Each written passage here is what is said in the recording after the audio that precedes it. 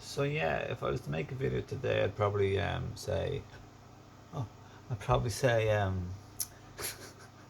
there's the pineapple and there's smiley faces from the dada. Nah, I'd say that it's not normal or natural. It's not like evolutionary that we get drugs when we get a bit older in our age. We get any drugs or operations unless there's been like a huge accident or something. We need to stitch ourselves back up again or fix a broken bone potentially. But so yeah, operations and drugs aren't normal or natural, and but a lot of the population are going to end up getting this stuff, and that's only all our physical ailments pretty much basically come down to, you could say, stems from mind and emotions, from our beliefs, our ideas, and including our trauma, emotional eating. But it's cultural programming in the mind. It's like we see everyone else doing it and we think it's normal, and it's not normal to be eating what we eat. The standard American diet, even people are eating and making themselves sick. Unfortunately, they're causing their own diseases, and it's a bit like in relationships when there's like a lot of fighting or like disharmony. What we are very slow to do typically until we awaken more and develop our maturity emotionally and spiritually is just to not take responsibility.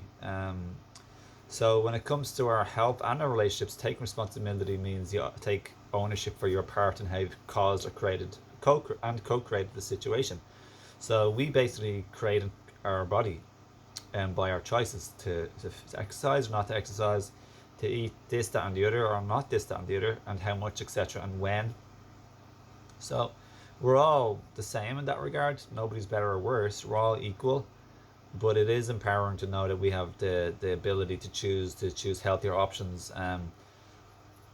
There's many different levels of diet for like chemical junk food processed diet up the pyramid. Then there's maybe factory farmed animal flesh and rotting carcasses of dead animals. People call it meat, but that's a cover up for what it really is, which is like rotting dead animals. Very scary and gross in my opinion. I know so many very advanced and enlightened beings who are like very high up on this, very spiritual, heart centered, who have been vegans for long times, and that's what I personally would recommend personally.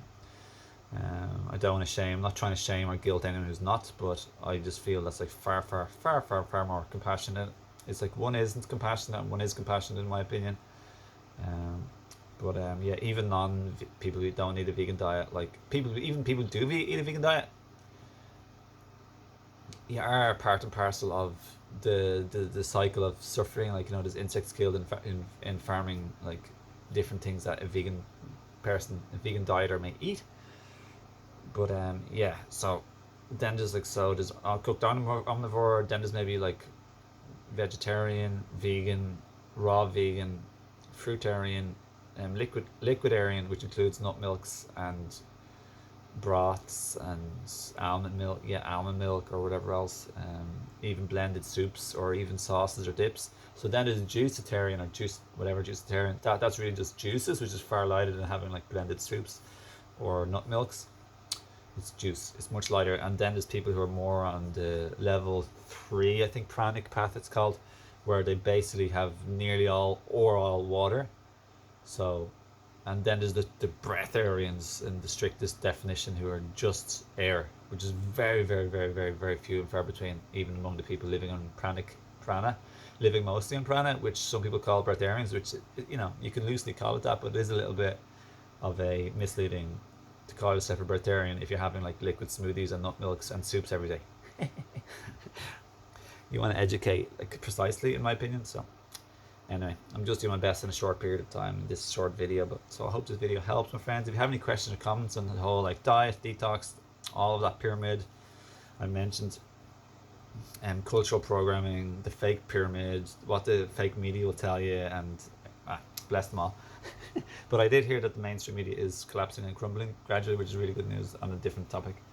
So anyway, yeah, it's all about lightness, and that's what the pranic people talk about. Like, it's all about the density and the lightness of what you're eating and how much you're eating, and I'd agree with that. But for me, I've been experimenting with liquids, like a liquidarian type of diet. Not really fully, but much more. And I have to say, when I compare that to a simple raw food diet like fruits and nuts with a bit of optional greens, I have to say my nose is a lot clearer eating fruits instead of like stuff like spices and salt in a blended soup. And I find nut milks can be a bit hard to stop eating like the blended soups. And I find nut milks can be a bit heavy too, especially if you have too much. Whereas it's hard to get heavy on like juicy fruits like watermelon, persimmon, pineapple, papaya, bananas, dates. Is when you start adding and combining stuff like nuts or seeds or cooking things. For me, I find when you make a mixture or you process things, things become, your body can't like really tell. My body doesn't have a very good off switch of like when to stop eating properly. It's like I just find it hard to stop eating. It's pretty crazy, or I'll go back for more too soon and I'm not really hungry.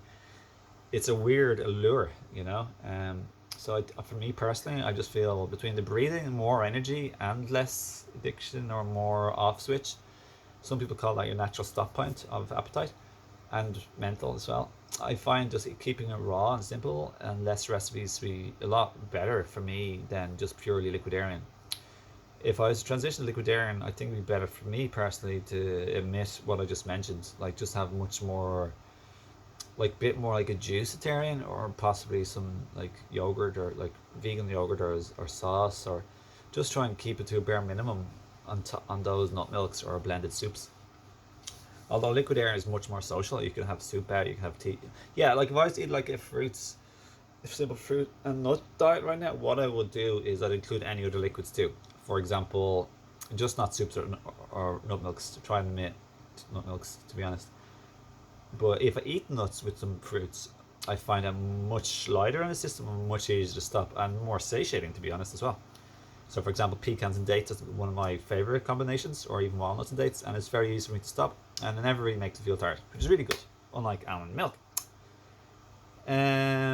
What else? It's also much harder to bad food combine when you are having a simple fruity based diet like fruits, nuts, and greens, or even just fruits and nuts, because everything is similar. But if you have like, let's say, a liquid diet and you're having like soup, then you can have almond milk, then you can have like soup again, or soup almond milk juice or soup. It can really mess and screw up the digestion going on in your stomach, and you can accidentally do that even without even trying, because you don't know there's still food left in your stomach. So that's all I really want to say about my experience with liquidarian and simple fruit based diet so far. I find the most energized and best I've ever felt is when I've stuck to fruits only diet with no nuts, seeds, or milks, or cooked food, or even no salt as well, no broths, no nothing. Wow, that felt great, but I felt very good. It took me around 3, 4, 5, 6 days to start feeling really awesome, but I find it very hard to do that. Maybe because the cravings or detox sets in. Maybe I have some emotional healing more to do, or maybe just some physiological healing to do. Maybe I'm not strong with detox and my body craves easier than other people, because I've been 16 years since I discovered raw food. I don't know why, like, and I adopted it straight away, pretty much like a lot. I just switched to vegan and raw food. Vegan overnight and raw food after 3 months fully, and then 7 months all raw, and then since then I've been on and off like various weeks, days, and months of all raw. But I have never even got to past 7 months. I've done 7 months 3 times of all raw. But when I am all raw, I tend to, except for the first time, I can add in stuff like a hot chocolate if I'm socializing, or even feel like it, like a rare, like a rare like coffee, like once a month, something like that, you know.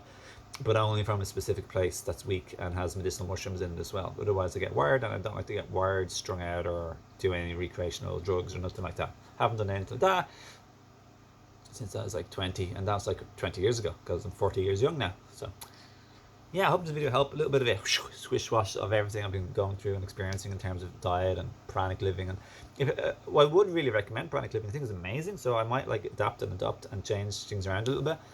But I'm going to go back to just simple fruit diet. Another really huge benefit of fruit diet, fruit-based diet, is simple. But instead of like big salads or recipes or nut milks and big like dehydrated things, not that I'm against any of that, of course, but there's a huge benefit of like way less food preparation time and way less washing. It's like eating this fruit is kick ass, especially when you've got little time.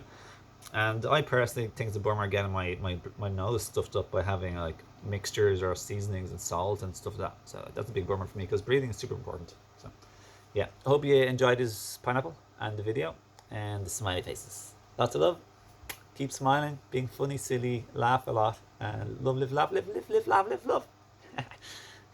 Kids have really brought out the best in me, I have to say. I love being a daddy with all my heart. Hope you enjoy parenting if you ever get a chance when the time is right for you. Yeah, it's such a blessed, beautiful thing. It really is. And life's totally different then because it's way less time, but you're just so nourished, so nourished in so many ways by your children as well. It's such a beautiful thing.